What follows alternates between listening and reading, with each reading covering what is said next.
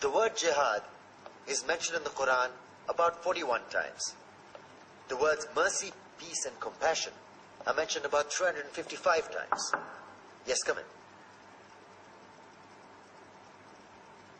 Come on in, Riaz. Sit down, please.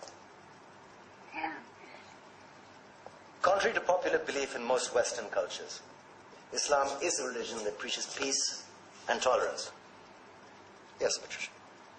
If Islam truly is a religion that preaches peace, then how come the world's most troubled spots, the West Bank, Afghanistan, Pakistan, Iraq, they're all plagued with Islamic terrorism? Well, that depends on your definition of terrorism. Some might argue that the U.S. invasions of countries like Iraq and Afghanistan are also acts of terrorism. No, those were acts of war to get rid of despotic regimes. Or a means of getting at a country's oil. Conspiracy theories. Well, may I? Yes, please. Go ahead, Riaz. Mr. Khan is right.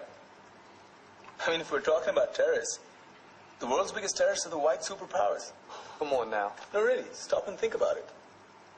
Explain 9/11. Okay. Do you know how many people died in the Twin Towers strike? Around 3,000. And do you have any idea how many people died in the bombing of Afghanistan? Take a wild guess.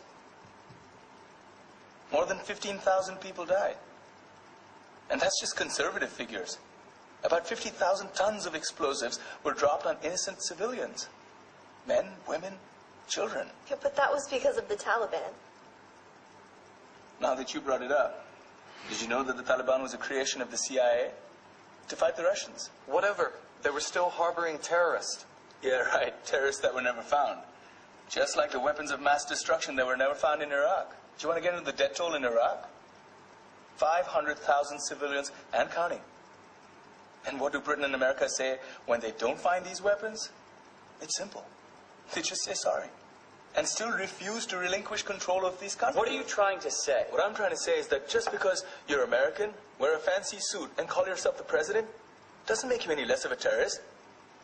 I'm saying that if you don't stop meddling in other people's countries, you will face a backlash. If Muslims like you feel that way, then why don't you get out of our country? We will. As soon as you promise to leave ours.